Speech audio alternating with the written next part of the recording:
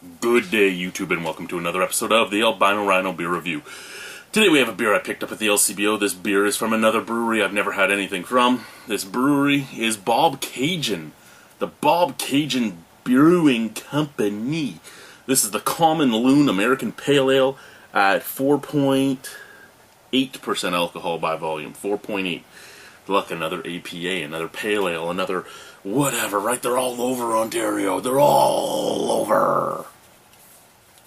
The problem here is I just think of the Tragically Hip. First the Bobcaygeon, and that makes me think of the Tragically Hip. And then Common Loon makes me think of Wheat Kings by the Tragically Hip, where he's playing the loon at the beginning of the song. The loon just keeps going off. Yeah. Up in Bobcaygeon.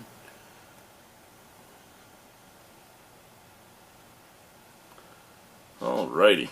So the Common Loon. Excuse me. I have a little bit of gas already. Wow. Very see-through beer. Like that burnt orange almost color. It's that orangey gold. It's a beautiful beer. Bright white head. Really, no snap, crackle, pop at all. There's just little bubbles popping.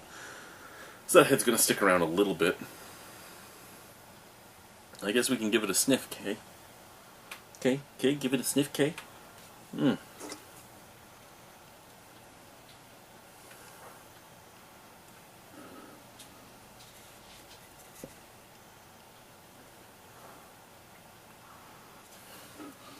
I'm not a big... Well, I can't say I'm not a big fan because I'm not picking up much. Okay, out of the can. Get a little bit of that syrupy / wet animal smell. It kind of reminds me of my Scottish Terrier when she comes inside after rolling around in the rain, but also with a sweet syrupy scent. So the can, not that great smelling for me. The glass. The glass comes off with like a tiny bit of pininess. And a tiny bit of syrupiness, and then a little bit of orange. Let's try the drink. Cheers.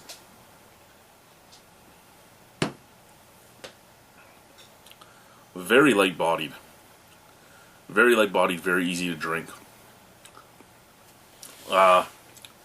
First thing I can say about it, not all that much flavor. Very, very, very approachable. And that's not a bad thing. It's a weird approachable, though, in that it doesn't have a huge hop character, and it doesn't have a huge malt character, but it does have a hoppy, resiny, lingering aftertaste. It's the weirdest thing I've ever seen.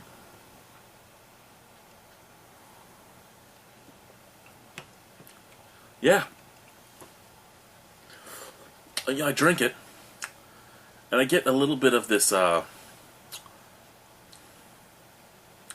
little bit of almost like, and I hate saying it this way, but it's the best way to describe it. A little bit of almost like a macro pale lager forefront. Just that slightly indifferent sweetness, that nonchalant malty sweetness up at the forefront. Then I fade into a very bready biscuitiness with a tiny touch of earthiness, and then just a blanket of almost grapefruit peel, just that piffy, resiny just blanket, but very, very minimal. It's not like it overpowers anything, it's just there. Sorry, I still have something going on deep down in my lungs, and when I talk too much, I cough, and I talk a lot. It's my problem, I talk. I'm a talker. What's going on with my talking? I don't know, I'm just a talker. You want to come talk with me? Come talk with me. Come talk at me. Come talk at me, guys.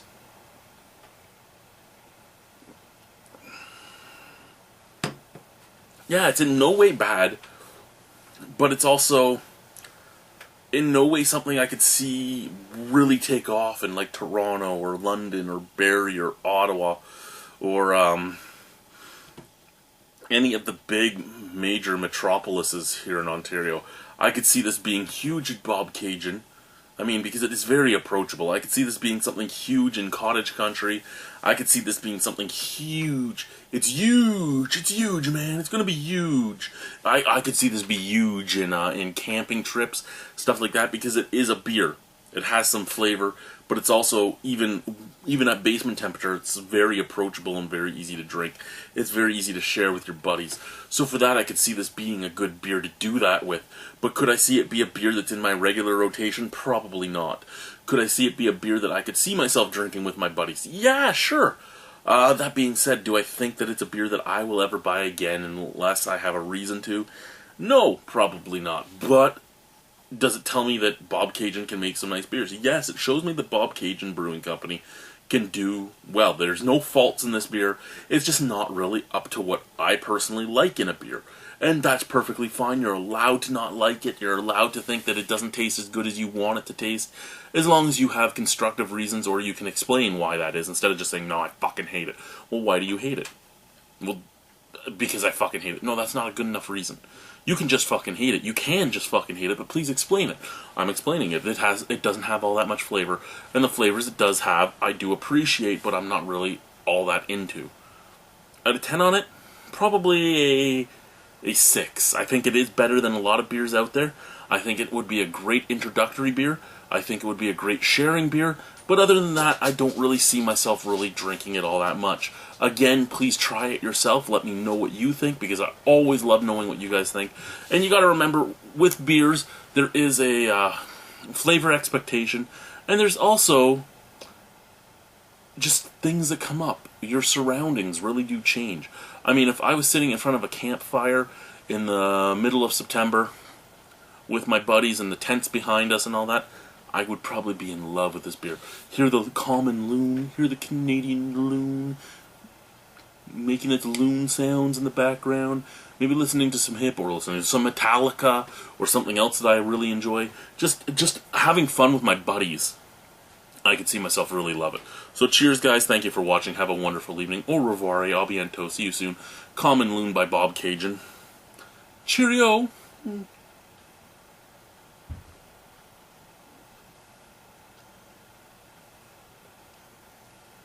Okay. Time to go do the garbage. It's time to go do the garbage and go to bed. Bye, guys.